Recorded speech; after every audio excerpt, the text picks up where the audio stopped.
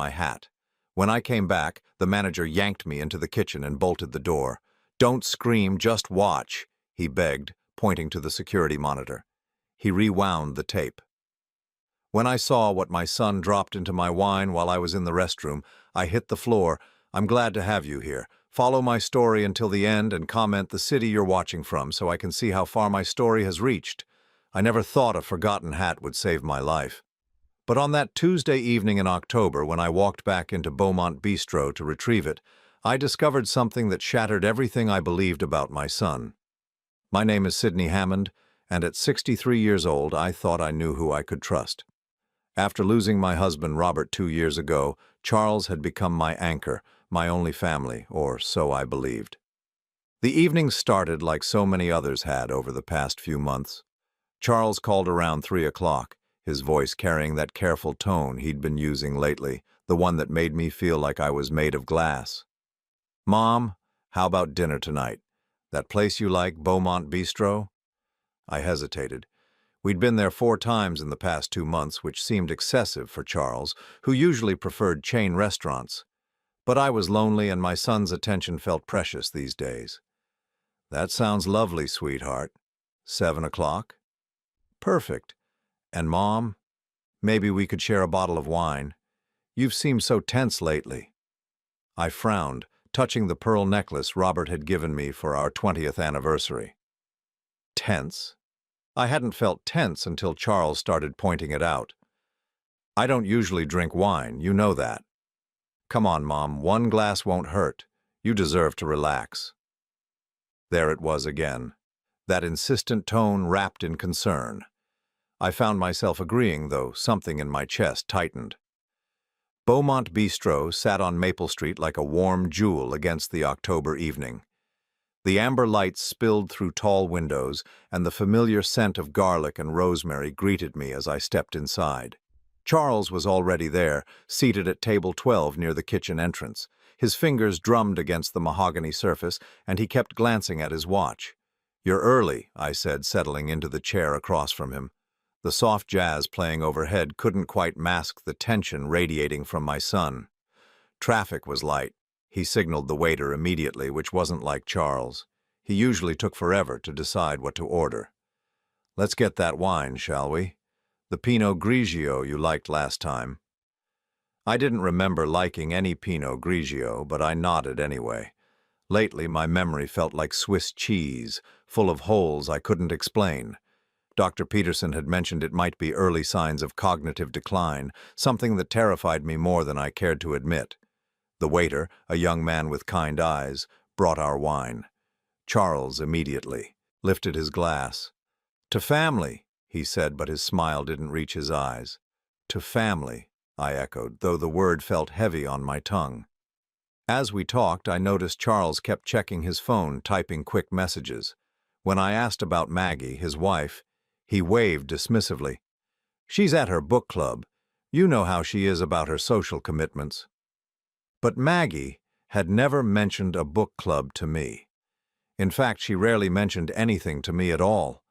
Our relationship had always been politely distant, but lately it felt actively cold. "Charles, is everything all right? You seem distracted." He looked up sharply. "Everything's fine, Mom. Why would you ask that?" "You keep looking at your watch and your phone." His jaw tightened almost imperceptibly. "I'm just making sure we don't stay out too late. You know how confused you get when your routine is disrupted." Confused. There was that word again. When had I become the confused one? When had my own son started speaking to me like I was a child?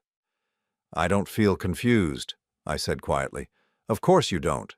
That's the nature of these things." His voice carried a patience that felt practiced, rehearsed. Dr. Peterson explained it to me. The early stages are subtle. The early stages of what? Dr. Peterson had mentioned some concerns, but nothing definitive, nothing that warranted the way Charles had been treating me like I was losing my mind. Halfway through dinner, I excused myself to visit the restroom. My reflection in the mirror showed a woman who looked older than her 63 years, tired in a way that went deeper than physical exhaustion. The overhead lighting was harsh, highlighting lines I didn't remember having 6 months ago. When I returned to our table, Charles was sliding his phone into his pocket, and there was something different about his expression. Satisfied, maybe, or relieved. "Everything okay?" I asked. "Perfect." He lifted his wine glass again. "Drink up, Mom. You've barely touched yours." I looked down at my glass. Had I forgotten drinking half of it? The wine tasted slightly bitter, different from how I remembered Pinot Grigio tasting, but then again my taste buds weren't what they used to be. As the evening progressed, I felt increasingly drowsy. Not drunk exactly, but foggy, in a way that reminded me of the medication I'd taken after Robert's funeral. My thoughts felt wrapped in cotton, and I had to concentrate harder than usual to follow our conversation. "You should really consider updating your will, Mom," Charles said as he paid the check. "Things have changed since Dad died. You want to make sure everything is in order." "My will is fine," I managed, though speaking felt like swimming through molasses. "Is it, though? When's the last time you reviewed it? Can you even remember?" I couldn't remember, but then again, I couldn't remember much of anything lately. The doctors said stress could cause memory issues, and losing Robert had certainly been stressful. Charles helped me to my feet, his hand firm on my elbow. "Careful, Mom, you seem unsteady." I was unsteady, though I couldn't understand why. I'd only had one glass of wine, and I'd eaten a full dinner. Outside, the October air was crisp and clear, cutting through the fog in my head slightly. Charles walked me to my car, watching as I fumbled with my keys. "Maybe I should drive you home," he said, but there was something calculating in his offer. "I'm fine." The words came out more forcefully than I intended. "It's only 6 blocks." He hesitated, then nodded. "Call me when you get home." "Promise?" I promised, though part of me wondered when my son had become so controlling. Or maybe I was just noticing it for the first time. The drive home was uneventful, but by the time I reached my house on Elmwood Drive, the drowsiness was overwhelming. I barely managed to change into my nightgown before collapsing into bed, sleeping more deeply than I had in months. I woke the next morning feeling like I'd been drugged, my mouth dry and my head pounding. It wasn't until I was making my morning tea that I realized I'd forgotten my hat at the restaurant. The hat was nothing special, just a simple navy cloche that matched my outfit. But it had been Robert's favorite, and the thought of losing it made my chest tight with grief. I decided to drive back to Beaumont Bistro to retrieve it. The lunch crowd was just beginning to arrive when I pushed through the restaurant's heavy doors. The hostess, a young woman with bright red lipstick, smiled politely. "I was here last night for dinner," I explained. "I think I left my hat." "Of course. Let me check the lost and found." While she searched, I wandered toward table 12, where Charles and I had sat. Something about the evening felt wrong, though I couldn't pinpoint exactly what. The drowsiness, Charles's strange behavior, the way he'd kept checking his phone. "Ma'am?" The hostess returned with my hat, but her expression was troubled. "Actually, could you wait just a moment? I think the manager wants to speak with you." Before I could ask why, a stocky man in his 50s emerged from the kitchen area. His name tag read Tony, and his face was grave. "Mrs. Hammond, I'm Tony Reeves, the manager here. Could I speak with you privately?" My heart began to race. "Is something wrong?" He glanced around the dining room, then gestured toward the kitchen. "Please, ma'am, it's important." I followed him through the swinging doors, past busy prep cooks and steaming pots. He led me to a small office off the main kitchen, closing the door behind us. A security monitor sat on his desk, its screen divided into multiple camera feeds. "Mrs. Hammond, I need to show you something, but I want you to know this is very difficult to watch." "What are you talking about?" Tony's hands were shaking slightly as he rewound the security footage. "Last night, around 8:30, your table was in direct view of camera 3. The screen showed table 12 in grainy black and white. I could see myself and Charles, the wine glasses, the familiar scene from the night before. Tony fast-forwarded through several minutes of normal dinner conversation. "Watch carefully now," he said, his voice barely above a whisper. "This is when you went to the restroom." On screen, I watched myself stand and walk away from the table. Charles immediately pulled out his phone, typed something quickly, then looked around to make sure no one was watching. What happened next made my blood turn to ice. Charles reached into his jacket pocket and pulled out a small vial. With practiced efficiency, he emptied its contents into my wine glass, swirling it gently to mix whatever it was with the remaining wine. Then he sat back, sliding the vial back into his pocket, and checked his watch again. I felt the world tilt sideways. My own son, my only child, had drugged me. "Mrs. Hammond?" Tony's voice seemed to come from very far away. "Ma'am, are you all right?" I couldn't answer. I couldn't breathe. The room was spinning, and I gripped the edge of Tony's desk to keep from falling. My son had poisoned me. The realization hit me like a physical blow, and I understood with sudden, terrible clarity why I'd been feeling so confused, so forgetful, so unlike myself. It wasn't age, it wasn't stress, it wasn't early cognitive decline, it was Charles.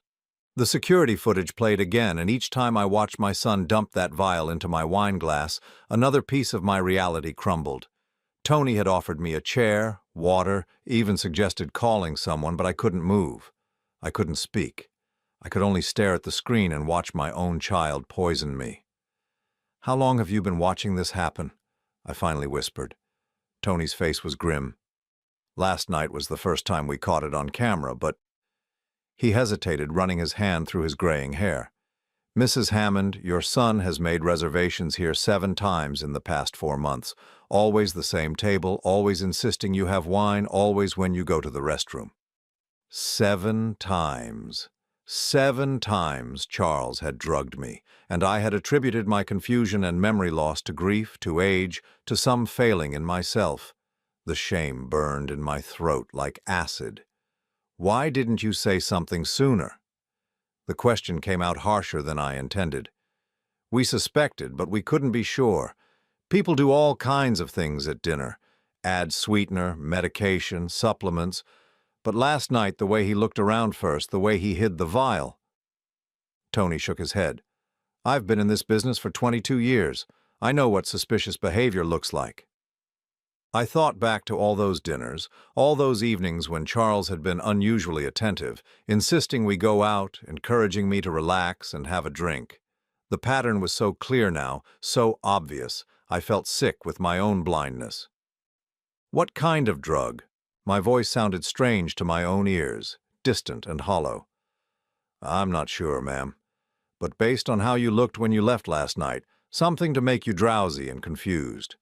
Maybe something to affect your memory." Memory. The word hit me like a slap.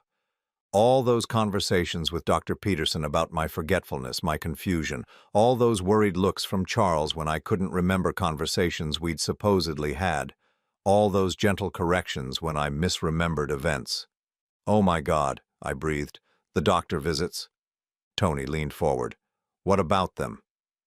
"I've been seeing Dr. Peterson about memory issues. He's been concerned about early signs of cognitive decline." The pieces were falling into place with sickening clarity. "Charles has been coming with me to these appointments. He's been describing my symptoms to the doctor." The symptoms Charles himself was causing. Tony's expression darkened. "Ma'am, I think you need to call the police." "No." The word came out faster than I'd intended. "Not yet. I need to understand what's happening first. Why would he do this to me?" But even as I asked the question, possibilities were forming in my mind. Money, control, my house, my savings, the life insurance policy from Robert that I hadn't touched. Charles had been asking about my finances more frequently lately, suggesting I might need help managing my affairs. "Can you make copies of that footage?" I asked. Tony nodded. "Already done. I burned it to a disk the moment I saw what happened." He handed me a small envelope. "Mrs. Hammond, whatever your son is planning, this is evidence of a serious crime." I tucked the envelope into my purse with trembling hands. "Thank you. And Tony? Please don't mention this to anyone yet. If Charles finds out, I know." I didn't finish the sentence because I couldn't bear to voice what I was thinking. If my son was willing to drug me repeatedly, what else was he capable of? The drive home passed in a blur. My quiet neighborhood on Elmwood Drive looked exactly the same as it had that morning, but everything felt different. The Victorian house Robert and I had shared for 32 years no longer felt like a sanctuary. It felt like a trap. Inside, I made a cup of tea with shaking hands, trying to process what I'd learned. The kitchen smelled like the lavender sachets I kept in the drawers, the same comforting scent that had always meant home. Now it just reminded me how alone I was. I sat at my kitchen table, the same table where I'd fed Charles breakfast every morning for 18 years, where I'd helped him with homework, where we'd planned his wedding to Maggie. The irony was crushing. My phone rang, Charles's name lighting up the screen. For a moment I considered not answering, but I needed to act normal. I needed to think. "Hi, sweetheart." "Mom, how are you feeling today? You seemed pretty tired last night." The concern in his voice was perfect, practiced. How long had he been perfecting this act? "I'm fine," I managed. "Just a little foggy this morning." That's what I was worried about. These episodes seemed to be getting more frequent. There was a pause and I could hear him typing, always coordinating with someone. "I think we should schedule another appointment with Dr. Peterson." Another appointment. Another chance for Charles to describe symptoms he was creating, to paint a picture of a woman losing her mind. I felt nauseous. "Maybe you're right," I said, forcing my voice to stay steady. "Good. I'll call his office this afternoon. And Mom, I was thinking maybe Maggie and I should start helping you with some of your paperwork, bills, financial planning, that sort of thing, just until we get a better handle on these memory issues." Financial planning. There it was. The real reason for months of careful poisoning. Charles wanted control of my money. "That's very thoughtful," I said, each word feeling like swallowing glass. "But I'm managing fine." "Are you, though? Last night you seemed really confused about some basic things, and last week you forgot our dinner plans completely." I hadn't forgotten dinner plans because there hadn't been any dinner plans, but if Charles said there had been, if he'd told Dr. Peterson I was forgetting things, who would believe me? "We'll talk about it later," I said. "I should go." "Of course, rest up. I'll check on you tomorrow." He would check on me tomorrow, like the dutiful son he'd trained everyone to believe he was, like the concerned child taking care of his aging mother. After I hung up, I sat in silence, staring at the family photos on my refrigerator. Charles at his high school graduation, beaming with pride. Charles on his wedding day, his arm around Maggie, both of them laughing. Charles holding my first grandchild, a child who had miscarried at 3 months, a loss that had devastated all of us. Or had it devastated all of us? I found myself questioning everything now, every memory, every moment of shared grief or joy. How long had Charles been capable of this level of deception? I pulled out the disc Tony had given me and stared at it. 22 years of believing I knew my son, and this small piece of plastic contained proof that I didn't know him at all. My phone buzzed with a text message from Charles. "Love you, Mom. Just want to make sure you're taken care of." The casual cruelty of it took my breath away. Even his expressions of love were manipulations now, ways to make me doubt my own perceptions, to make me grateful for his attention even as he systematically destroyed my autonomy. I thought about Robert, about how he'd worried about leaving me alone. "Charles will take care of you," he'd said in those final weeks. "He's a good man, Sydney. He loves you." Robert had been wrong. Or maybe Charles had changed after his father's death. Maybe grief had broken something in him, or maybe the person I thought I'd raised had never existed at all. I walked through my house, really looking at it for the first time in months. Robert's reading chair in the study, still positioned exactly where he'd left it. The grandfather clock in the living room that chimed every hour, marking time I no longer felt I could trust. The photographs on the mantel, a lifetime of memories that now felt contaminated by doubt. In Robert's study, I found the files I'd been avoiding since his death. Insurance policies, investment accounts, the deed to the house, Everything was in my name now, everything Charles would inherit when I died. But what if he didn't want to wait? I sat at Robert's mahogany desk and opened my laptop, something I'd been doing less and less lately because the computer seemed to confuse me more than it used to. But now I wondered if that confusion had been chemically induced. I searched for information about drugs that could cause memory loss, confusion, disorientation. The list was terrifyingly long. Benzodiazepines, sleep aids, even some antihistamines in large enough doses. All of them could cause exactly the symptoms I'd been experiencing. Then I searched for something else. Financial elder abuse. The statistics were staggering. Family members were responsible for the vast majority of financial crimes against older adults. Sons and daughters trusted with power of attorney, slowly draining their parents' accounts. Adult children convincing doctors their parents were incompetent, then taking control of their finances. It was a playbook, and Charles was following it perfectly. My phone rang again, Maggie's name this time. I almost didn't answer, but curiosity won out. "Sydney, how are you feeling?" Her voice carried the same practiced concern as Charles's. "I'm fine, Maggie. Why?" "Charles mentioned you had another one of your confused episodes last night. He's really worried about you." Another one of my confused episodes, as if they were a regular occurrence, as if everyone knew about them except me. "I'm not confused," I said carefully. There was a pause, the kind of pause people make when they're choosing their words carefully. "Of course you don't feel confused, Sydney. That's part of the condition. Charles and I were talking, and we think it might be time to consider getting you some additional help around the house." Additional help. A caregiver, probably. Someone to monitor me, to make sure I was taking my medication, to witness my declining mental state. Someone who could testify later that Sydney Hammond was clearly not competent to manage her own affairs. "That won't be necessary," I said. "Well, we can discuss it when you're feeling more like yourself." Another pause.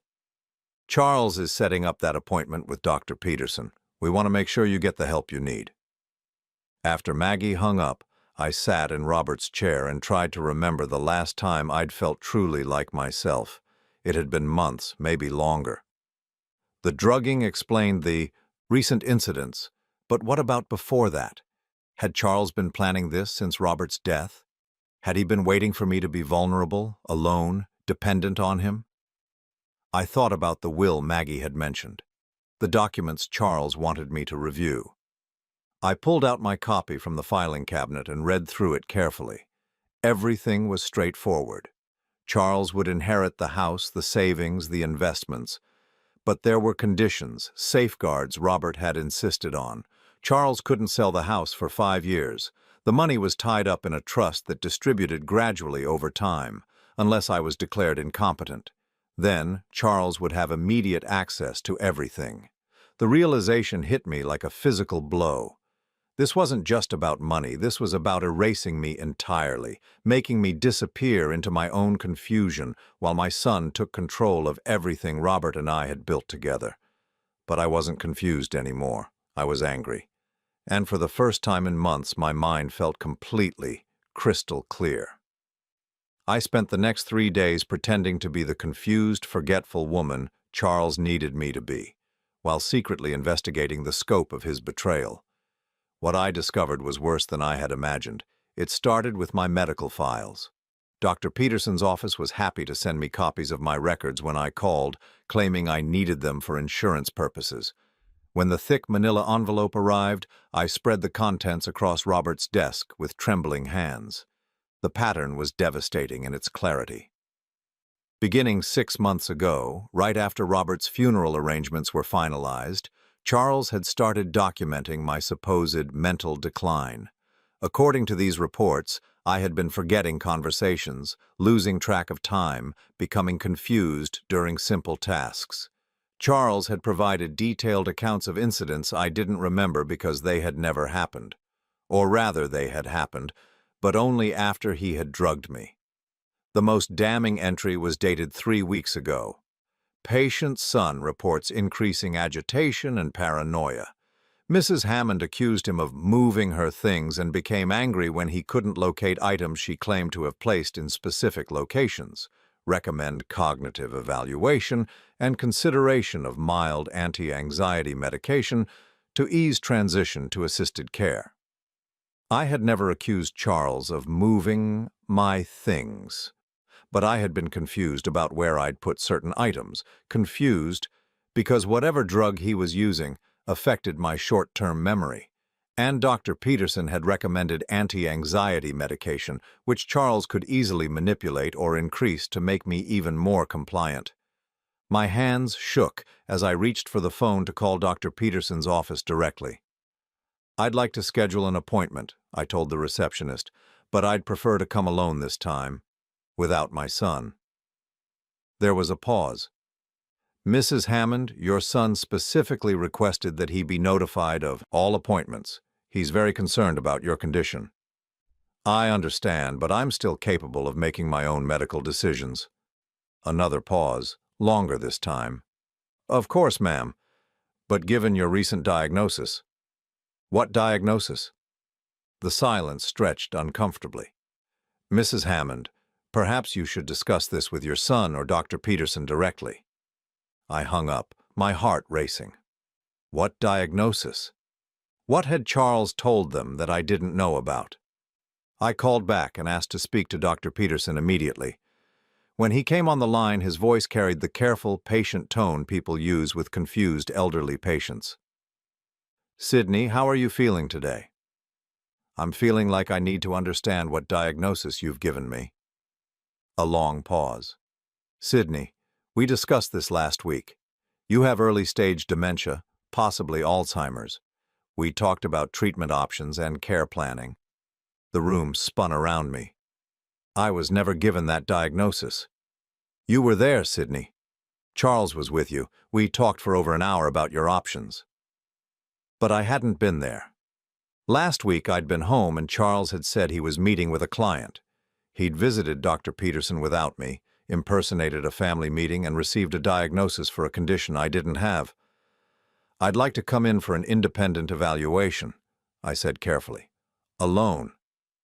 "Sydney, that's not advisable in your condition. Charles has power of attorney for medical decisions. Any new evaluations would need to go through him." Power of attorney.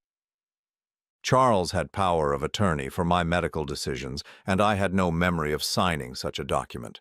But given how many times he drugged me over the past months, given how many gaps I had in my memory, I might have signed anything. After I hung up, I searched my filing cabinet frantically until I found the folder labeled Legal Documents. Inside was a medical power of attorney form, dated 2 months ago, with my signature at the bottom. My signature, but I had no memory whatsoever of signing it. I compared it to other documents I'd signed recently. The handwriting looked like mine, but there was something slightly off about the letter formation, as if I'd been struggling to write clearly, as if I'd been under the influence of something that affected my motor control. Charles had drugged me to get my signature on a legal document that gave him control over my medical care. The implications hit me like an avalanche. With medical power of attorney and a dementia diagnosis, Charles could make decisions about my care, my living situation, my treatment. He could have me committed to a memory care facility any time he chose, and with my supposed condition deteriorating, no one would question his authority. I was trapped in a web of legal documents and medical records that painted me as incompetent, all based on symptoms Charles had artificially created. But I wasn't going to let him win. I drove to the public library, something I hadn't done in months. Charles had been discouraging me from driving, claiming I was becoming unsafe behind the wheel. But my mind was clearer now than it had been in months, and I navigated the familiar streets without any difficulty. At the library, I used one of the public computers to research my legal options. What I found was sobering. Challenging a medical power of attorney required proving that the person who signed it was mentally incompetent at the time of signing, or that they were coerced. But with Dr. Peterson's diagnosis supporting Charles's claims, and with months of documented incidents, I would have an uphill battle. Unless I could prove the incidents were artificially created, I needed evidence beyond Tony's security footage. I needed to document the pattern of drugging, the false medical reports, the forged legal documents, and I needed to do it without Charles knowing I was onto him. When I returned home, there was a message on my answering machine from Maggie. Sydney, Charles wanted me to call and remind you about your appointment with Dr. Peterson tomorrow at 2 o'clock. He'll pick you up at 1:30. Also, we've arranged for someone from Golden Years Home Care to stop by Thursday afternoon to assess your needs. Don't worry, it's just a consultation. Golden Years Home Care. I looked them up online and found they specialized in memory care and assisted living placement. Charles was moving fast now, accelerating his timeline. The consultation would undoubtedly conclude that I needed immediate assistance, possibly residential care. I had less time than I'd thought. That evening, Charles called to check on me, his voice carrying its usual blend of concern and condescension. "How are you feeling today, Mom? You sound tired." "I'm fine, sweetheart." "Good. I wanted to remind you about your appointment tomorrow, and don't worry about the home care assessment on Thursday.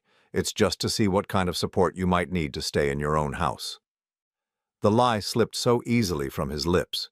Charles had no intention of letting me stay in my house. He wanted me declared incompetent so he could access my assets immediately, and he needed me in a controlled environment where my protests could be dismissed as confusion or paranoia. "That sounds helpful," I said, hating how the words tasted. "I knew you'd understand. You've always been so reasonable, Mom. It's one of the things I've always admired about you." After he hung up, I sat in the dark for a long time, thinking about the son I'd raised and the man he'd become. When had the transformation happened? Had there been signs I'd missed, or had Charles always been capable of this level of manipulation? I thought about his childhood, searching for clues. He'd been a good student, popular, seemingly well-adjusted, but there had been incidents. A teacher's missing wallet that was found in Charles's desk, though he'd sworn he was innocent. Neighbor's cat that had disappeared after Charles claimed it was bothering him. His explanation for everything had always been so reasonable, so convincing. Maybe the capacity for deception had always been there, dormant until he needed it. I made myself a cup of tea and sat at the kitchen table planning my next moves. I needed to attend tomorrow's appointment with Dr. Peterson, but I needed to go in prepared. I needed questions that would expose the contradictions in Charles's story, evidence that would prove my cognitive function was normal.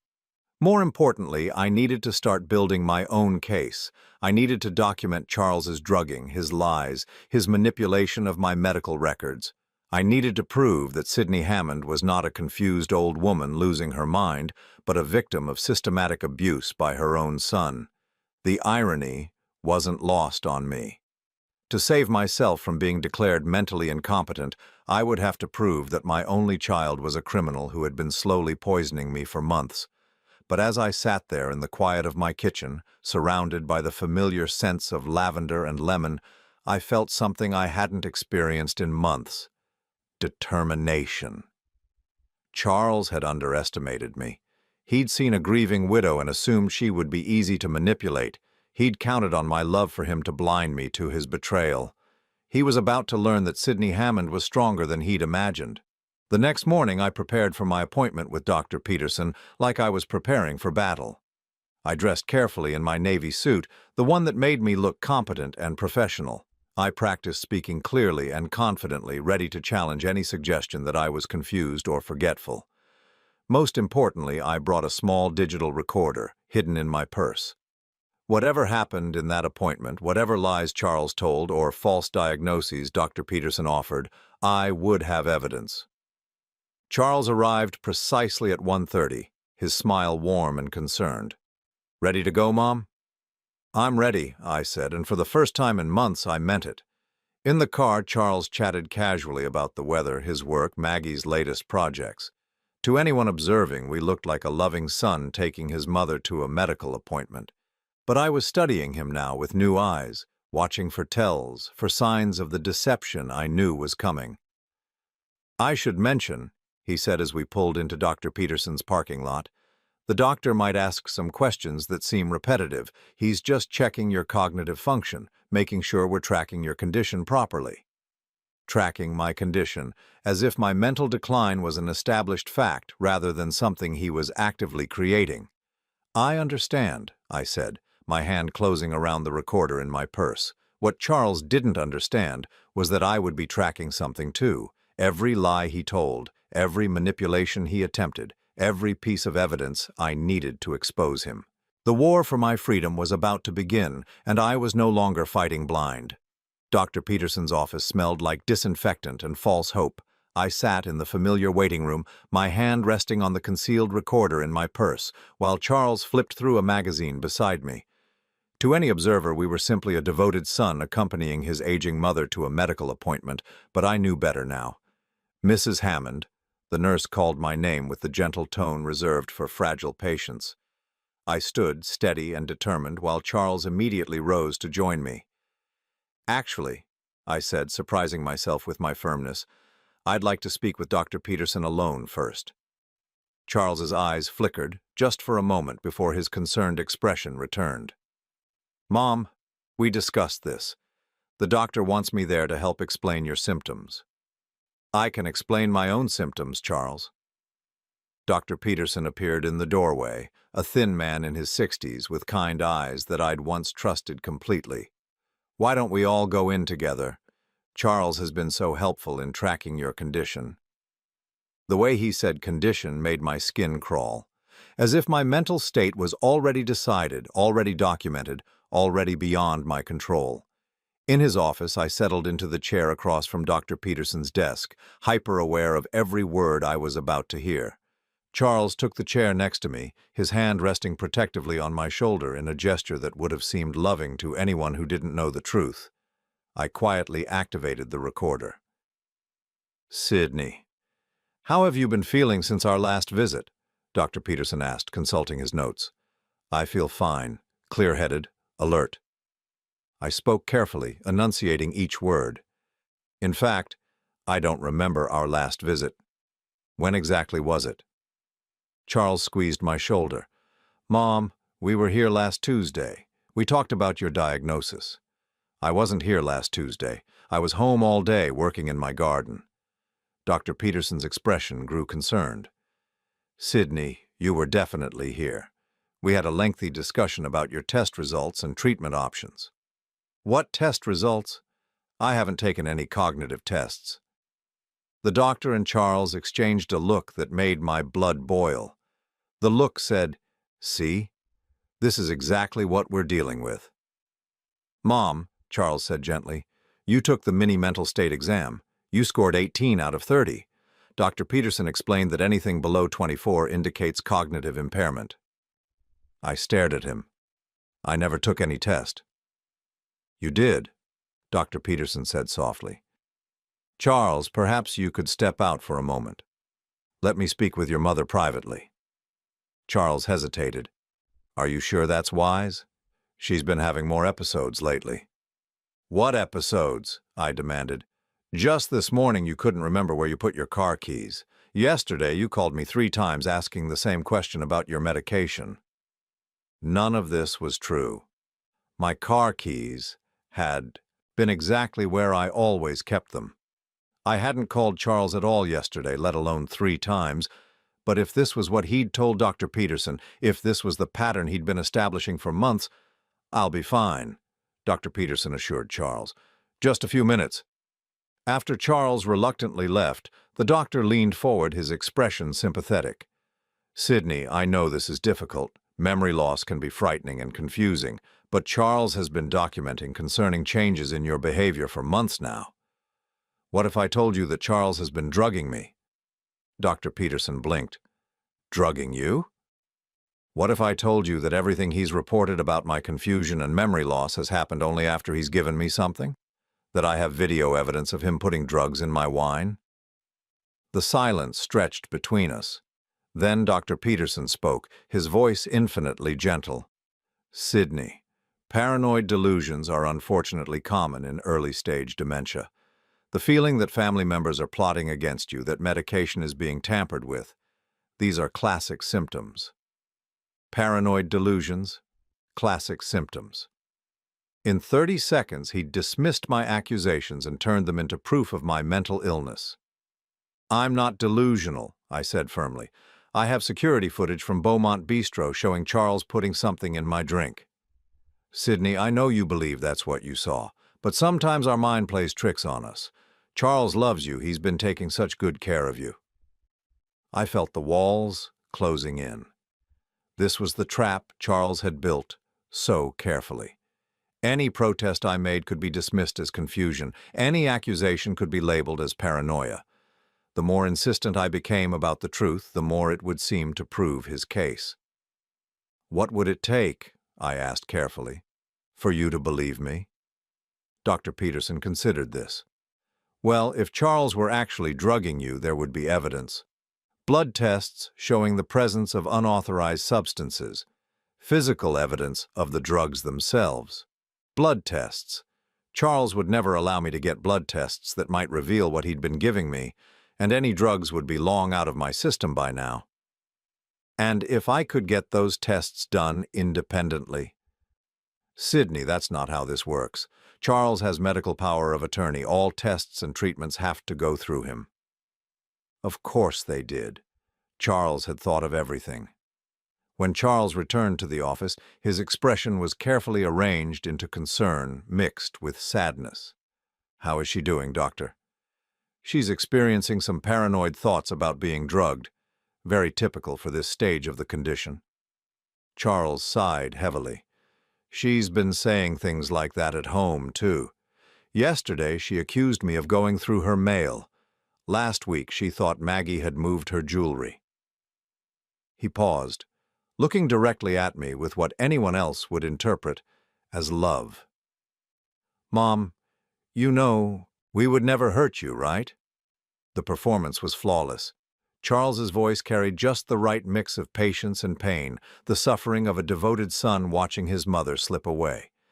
If I hadn't known the truth, I would have believed him completely. "I'm not confused," I said, but even to my own ears, the words sounded weak. "Of course you don't feel confused," Dr. Peterson said kindly. "That's part of the condition. But Charles, I think we need to discuss next steps. Sydney's condition seems to be progressing more rapidly than we initially expected." "Next steps?" I felt the trap closing tighter. Charles nodded gravely. "That's what I was afraid of. The home care assessment is scheduled for tomorrow. Maggie and I have been researching memory care facilities just in case." "That might be wise," Dr. Peterson agreed. "Sydney would benefit from a structured environment with trained professionals." They were talking about me as if I wasn't there, as if I was already incapable of making my own decisions. The cruelty of it took my breath away. "I want a second opinion," I said suddenly. Both men turned to look at me. Charles's expression never wavered, but something flickered behind his eyes. "Of course," Dr. Peterson said, "but any referral would need to go through Charles, and the new doctor would need access to all your current medical records and test results. The records that Charles had helped create. The test results from tests I'd never taken. The second opinion would be based on lies, and would undoubtedly reach the same conclusion." "I understand," I said quietly, though what I understood was that I was completely trapped in a system that Charles had manipulated to serve his purposes. In the car afterward, Charles was unusually quiet. Finally, as we pulled into my driveway, he spoke. "Mom, I know this is scary, but Dr. Peterson and I only want what's best for you." I looked at my house, the home I'd shared with Robert for over 30 years. The place where I'd planned to live out the rest of my days. Charles was going to take it away from me, along with my freedom, my autonomy, and my dignity. "I know you do, sweetheart," I said, and the lie tasted like ash in my mouth. That evening after Charles left, I sat in Robert's study and listened to the recording I'd made. Hearing it played back was even more devastating than living through it. The way Dr. Peterson had dismissed my accusations, the way Charles had smoothly provided explanations for incidents that had never happened, the way they'd discussed my future as if I was already gone. But the recording also gave me something valuable. Evidence of how the conspiracy worked, how Charles was manipulating the medical system to support his narrative. If I could get an independent evaluation, if I could find a doctor who wasn't influenced by Charles's version of events, I researched lawyers who specialized in elder abuse, memorizing names and contact information. I couldn't call from my home phone. Charles might have access to those records, but I could use a payphone or the phone at the library. Tomorrow the home care assessor would come, and they would undoubtedly conclude that I needed immediate supervision. Then Charles would move quickly to have me placed in a facility where my protests could be dismissed as the ramblings of a confused old woman. I had perhaps 48 hours to expose the truth before I lost everything. As I sat there in the gathering darkness, I thought about the Charles I'd raised, the little boy who'd once brought me dandelions and called them flowers. When had that child become someone capable of this level of cruelty? Or had I been blind to his true nature all along, seeing only what I wanted to see? It didn't matter now. What mattered was that I finally understood the game he was playing, and I was going to find a way to beat him at it. The next morning, I woke with a clarity I hadn't felt in months. Charles expected me to be confused, forgetful, easily manipulated, but I was none of those things. I was a 63-year-old woman with a sharp mind and a will to survive, and I was not going down without a fight.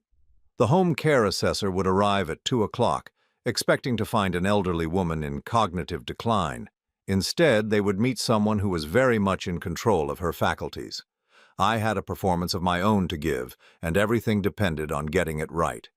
The home care assessor arrived exactly at 2 o'clock, as promised. Mrs. Catherine Walsh was a woman in her 50s, with kind eyes and a clipboard full of forms designed to measure my capacity for independent living. What she didn't know was that I had spent the morning preparing for the most important performance of my life. Charles and Maggie flanked me on the living room sofa like concerned guards, their expressions perfectly calibrated to show loving worry.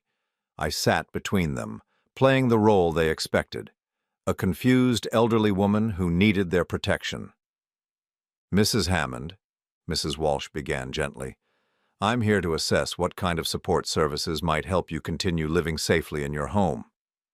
I blinked slowly, as if struggling to process her words. "Support services? I don't understand why I would need those." Charles leaned forward. "Mom, we've talked about this. You've been having some memory issues, some confusion. We just want to make sure you're safe." "Have I?" I asked, letting my voice carry a tremor of uncertainty. "I feel fine." Mrs. Walsh made a note on her clipboard. Over the next hour, she asked me questions about my daily routine, my ability to manage medications, my cooking habits. I answered some correctly and fumbled others deliberately, creating the impression of someone whose cognitive abilities were inconsistent. When she asked me to remember a list of 3 words and repeat them back after 5 minutes, I remembered 2 and claimed I couldn't. Recall the third. When she asked me to draw a clock showing 3:15, I made the hands slightly wrong. Every mistake was calculated to support Charles's narrative without being so obvious as to seem intentional. "Mrs. Hammond," Mrs. Walsh said finally, "do you feel safe living alone?" I hesitated, glancing at Charles. I think so. But sometimes I do get confused about things." "What kind of things?" "Well," I said, letting my voice sound small and uncertain, "sometimes I can't remember conversations we've had. Charles will tell me about something we discussed, but I don't remember it at all." Charles reached over and patted my hand. "It's okay, Mom. That's why we're here to help." Mrs. Walsh spent another 30 minutes interviewing Charles and Maggie about their observations of my behavior. They painted a picture of a woman in gentle decline who needed increasing supervision. Charles mentioned my paranoid thoughts about being drugged, which Mrs. Walsh noted with evident concern. "In cases like this," she said, addressing Charles while I sat quietly beside him, "we often recommend starting with daily check-ins, perhaps meal preparation services. However, given what you've described about the paranoid episodes and the extent of the memory loss, your mother might benefit from a more structured environment." You mean a facility? Maggie asked, her voice carefully neutral. Possibly. There are excellent memory care communities that specialize in early-stage dementia. The residents maintain dignity and independence while having access to professional support. I let my eyes fill with tears. I don't want to leave my home. Of course you don't, Mrs. Walsh said kindly. But sometimes what feels scary at first turns out to be the best thing for our safety and well-being. After she left, promising to send her recommendations within 48 hours, Charles and Maggie lingered in my living room. I could feel their satisfaction, their sense that everything was proceeding according to plan. That went well, Charles said, though he was looking at me carefully as if trying to read my thoughts. Did it? I'm still confused about why I need help. Maggie exchanged a look with Charles. Sydney, you heard what the assessor said. You're having memory problems and they're getting worse. We're worried about your safety. I nodded slowly, as if trying to process this information. I suppose if you think it's best. We do, Charles said firmly. In fact, I think we should have a family dinner this Sunday, just the three of us. We can talk about your options, make some decisions together. A family dinner. Where Charles would feel comfortable speaking freely, where he might reveal more about his plans, where I could finally get the evidence I needed. That sounds nice, I said. Should I cook? No, Mom. Let me handle everything. You just rest. After they left, I sat in my living room for a long time, thinking about what had just happened. The assessment had gone exactly as Charles had planned. Mrs. Walsh would recommend increased supervision, possibly residential care. Charles would use her report to accelerate his timeline for having me declared incompetent. But I had learned something valuable from the experience. I could play their game. I could be the confused, vulnerable woman they needed me to be, while secretly documenting everything they said and did. The family dinner would be my opportunity to get Charles to reveal the full scope of his plan. But I needed to be careful. If he suspected I was onto him, if he realized I was recording our conversations or gathering evidence, he could move quickly to have me committed before I could expose the truth. Sunday arrived gray and cold, matching my mood as I prepared for what I knew would be my last dinner with Charles and Maggie. I dressed carefully in a simple sweater and skirt, the kind of outfit a confused elderly woman might choose. I hid the digital recorder in my cardigan pocket, making sure it was easily accessible. Charles arrived at 5 o'clock with grocery bags full of ingredients for what had once been my favorite meal, pot roast with vegetables. The irony wasn't lost on me that he was cooking the comfort food of my childhood for the dinner where he planned to discuss taking away everything I had left. "How are you feeling today, Mom?" he asked as he unpacked the groceries in my kitchen. "A little tired," I said, settling into a chair at the kitchen table. "Sometimes I wonder if I'm getting old." "We all get older, Mom. The important thing is making sure you're taken care of." Maggie arrived 30 minutes later with a bottle of wine. My stomach clenched as I watched her place it on the counter. Would Charles try to drug me again tonight? Did he think I needed to be incapacitated for this conversation? "Should we open this?" Maggie asked, holding up the bottle. "I don't think Mom should have wine," Charles said quickly. "Remember what Dr. Peterson said about alcohol interfering with her medications?" I wasn't taking any medications that would be affected by alcohol, but I nodded obediently. "You're probably right. I'll just have water." As Charles cooked, he kept up a steady stream of conversation about inconsequential things, the weather, his work, Maggie's new hobby of pottery. But I could sense the tension underneath, the weight of what he planned to discuss. During dinner, the conversation gradually shifted to more serious topics. "Mom," Charles said, cutting his pot roast into precise pieces, "Maggie and I have been thinking about what Mrs. Walsh said, about your options." "What did she say again? I'm having trouble remembering." "She recommended increased supervision, possibly a care facility that specializes in memory issues." I looked up from my plate, letting confusion cloud my features. "A care facility? You mean like a nursing home?" "Not a nursing home," Maggie said, quickly. "More like an assisted living community, A place where you'd have your own apartment but with people to help you with daily tasks. But I like my house. Robert and I were so happy here. Charles reached across the table and took my hand. I know, Mom, but Robert wouldn't want you to be unsafe. He'd want you to be somewhere you could get the help you need. What kind of help? Help remembering to take your medications, help with cooking and cleaning, help when you get confused or scared. I let tears gather in my eyes. Do I get confused and scared? Sometimes, Charles said gently, like when you thought someone was drugging your wine at the restaurant, or when you accused me of going through your mail. I had never accused him of going through my mail, but I nodded as if I remembered. The thing is, Mom, Charles continued, these episodes are happening more frequently.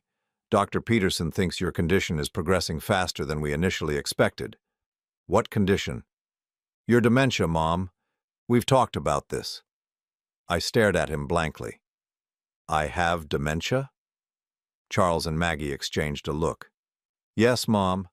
Early-stage Alzheimer's disease. That's why you've been having memory problems. But I feel fine. People with dementia often feel fine, Maggie explained. That's part of the disease. It affects your ability to recognize your own symptoms. This was the opening I'd been waiting for. I activated the recorder in my pocket. I don't understand, I said, making my voice small and frightened. If I have dementia, what's going to happen to me? Charles squeezed my hand. We're going to take care of you, Mom. That's what families do. But how? I mean, what about my house, my money, all the things Robert and I saved? Don't worry about any of that, Charles said smoothly.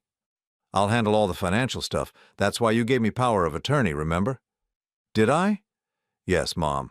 A few months ago, you signed the papers because you were worried about making mistakes with your bills and investments. I hadn't signed any papers willingly, but I nodded as if trying to remember. So you'll take care of everything? Everything, Charles confirmed. Your house, your savings, your investments. I'll make sure it's all managed properly. What about when I die? Will you inherit everything? Charles hesitated for just a moment. Mom, let's not talk about that right now.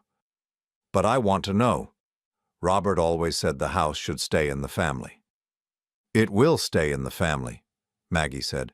Charles's family. But what if Charles dies before me? What happens then? Another hesitation. Well, then Maggie would inherit everything. But Mom, that's not going to happen. We're going to take care of you for many years to come. I nodded, filing away this information. If I died or was declared permanently incompetent, Charles would inherit everything immediately. If Charles died first, Maggie would get everything. They had planned for all contingencies. There's something else we need to discuss, Charles said, refilling his water glass. The care facility has a waiting list, but there's been a cancellation. They have an opening next week. Next week? I let my voice rise in panic. But I'm not ready. I don't understand what's happening.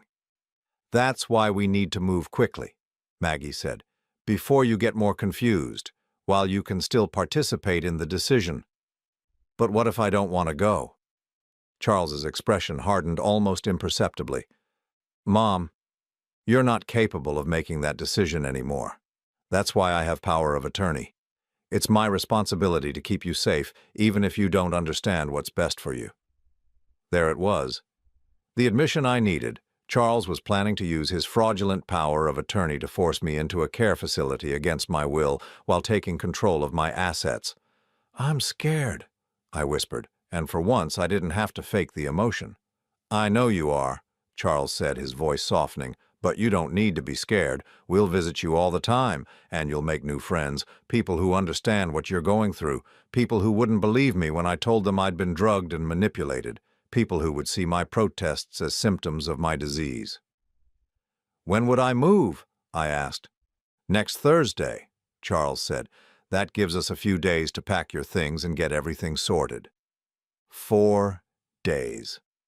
I had 4 days to expose Charles before he could have me committed to a memory care facility where my voice would be silenced forever.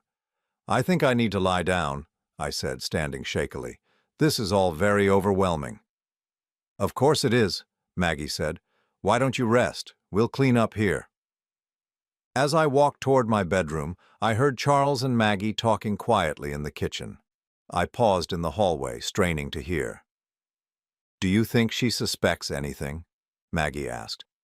"No," Charles replied. "She's exactly where we need her to be. Confused, compliant, ready to accept whatever we tell her." "And the house?" "We can put it on the market as soon as she's settled in the facility. The real estate agent thinks we can get at least $500,000 for it." "What about the investments?" "Those will take a little longer to access, but once she's been in care for 6 months, I can petition the court to have her declared permanently incompetent. Then we'll have complete control over everything." My hands shook as I listened to them plan my future, my erasure, my disappearance into a system designed to silence me. But I had what I needed now. I had their confession, recorded in their own words. In my bedroom, I sat on the edge of the bed and listened to the recording I'd just made. Charles and Maggie discussing my fake diagnosis, my fraudulent power of attorney, their timeline for taking my house and assets. It was all there, clear and undeniable. Now I just had to figure out how to use it before Thursday arrived. Monday morning, I woke with the clarity of someone who had finally stopped pretending to be someone else. For months, I had been playing the role of a confused, deteriorating woman, because that's what Charles needed me to be. But today, I was going to be Sydney Hammond, sharp, determined, and ready to fight for her life. I had 3 days before Charles planned to move me to the memory care facility. 3 days to expose his lies and reclaim my freedom. My first call was to Eleanor Patterson, my late husband's cousin, and the only family member I trusted completely. Eleanor lived 2 states away in North Carolina, which had probably saved her from Charles's manipulation. When she answered the phone, her voice was warm with surprise. "Sydney, what a lovely surprise. How are you holding up?" "Eleanor, I need your help, and I need you to listen carefully to what I'm about to tell you." I spent the next hour explaining everything. The drugging, the false medical records, the forged power of attorney, Charles's plan to have me committed. I played her the recordings I'd made, including the damning conversation from Sunday's dinner.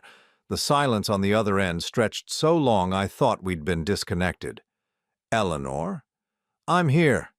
Her voice was shaking with rage. "Sydney, that boy is trying to kill you. Maybe not physically, but he's trying to erase you completely." "I know, but I need help proving it. I can't do this alone."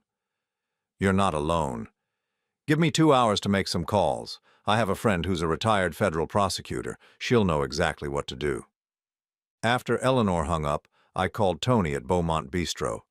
"Mrs. Hammond, I've been worried about you. How are you doing?" "I need that security footage, Tony, and I need you to be willing to testify about what you saw." "Of course. Anything you need." "There's more.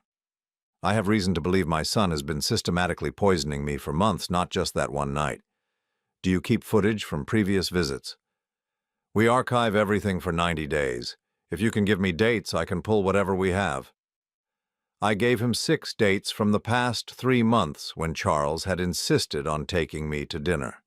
If the pattern was consistent, if Charles had been drugging me regularly, Tony would have evidence of multiple incidents. My next call was to a locksmith. If Charles had keys to my house, if he'd been coming and going without my knowledge, I needed to secure my home immediately. While I waited for the locksmith to arrive, I went through my house systematically, looking for evidence of tampering. In my medicine cabinet, I found 2 prescription bottles I didn't recognize. Sleep aids prescribed by Dr. Peterson that I had no memory of receiving. The dates on the bottles corresponded with some of my worst episodes of confusion and memory loss. Charles had been supplementing the restaurant druggings with medication I wasn't aware I was taking. I took photos of everything, the medicine bottles, the forged power of attorney documents, the medical records showing tests I'd never taken. I uploaded the photos to a cloud storage account that Charles couldn't access, along with the audio recordings from Sunday's dinner. The locksmith arrived at noon and changed all my locks within an hour. When he handed me the new keys, I felt like I was reclaiming my own home. At 2 o'clock, Eleanor called back. Sydney, my friend Patricia, wants to conference you in with a detective she knows in your area. Detective Maria Santos specializes in elder abuse cases. Can you talk now? For the next hour, I told my story to Detective Santos, who listened without interruption. When I finished, she was quiet for a long moment. Mrs. Hammond, this is one of the most sophisticated elder abuse cases I've encountered. Your son has created an entire false reality to support his claims. But you've done something remarkable. You've documented everything. The recordings alone are enough to charge him with conspiracy and fraud. What happens next? We're going to need you to file a formal complaint, and we'll need to get you to a hospital for blood and urine tests to see if any drugs are still in your system. Do you feel safe staying in your house tonight? Yes, I changed the locks. Good. Can you come to the station tomorrow morning? We'll start the process of getting your medical power of attorney revoked and exposing what your son has been doing. That evening, Charles called to check on me, as he had every evening for months. Hi, Mom. How are you feeling today? For the first time in months, I answered honestly. I'm feeling clear-headed, Charles. Clearer than I've been in a long time. There was a pause. That's good. Are you excited about moving on Thursday? I think you're going to love Sunset Manor. Sunset Manor. Even the name was designed to evoke peaceful endings. Actually, Charles, I've been thinking about our conversation yesterday, about the power of attorney. What about it? I was wondering if you could bring me the original documents. I'd like to read through them again. Another pause, longer this time. Mom, you don't need to worry about that paperwork. It's all taken care of. But I'd like to see it. It's my signature, isn't it? I should be able to read what I sign. Mom, you're getting confused again. We've been through this. Dr. Peterson said, what if I told you I never took those cognitive tests? What if I told you I was never diagnosed with dementia? The silence stretched between us like a chasm. Mom, this is exactly what Dr. Peterson warned us about.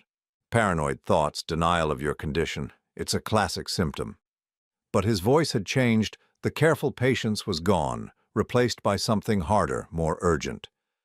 What if I told you I have recordings of you and Maggie planning to sell my house? The line went dead. Within 10 minutes, I heard a car in my driveway. Through the window, I watched Charles get out of his BMW and walk quickly to my front door. He tried his key, but of course it didn't work. The pounding on the door was sharp, insistent. Mom, open the door. I didn't answer. Mom, I know you're in there. We need to talk. The pounding became more urgent. Charles was losing control, abandoning the careful facade he'd maintained for months. This was the real Charles. Angry, entitled, dangerous when he didn't get what he wanted. I called Detective Santos. He's here, I said quietly. Charles is at my house demanding to be let in. Stay inside. Lock all your doors. I'm sending a patrol car. For 20 minutes, Charles circled my house, trying windows, checking the back door, shouting increasingly desperate demands that I let him in. I watched from my bedroom window as he called someone on his cell phone, probably Maggie, probably Dr. Peterson, trying to coordinate a response to my sudden resistance. When the police car arrived, Charles immediately switched back to his concerned son persona.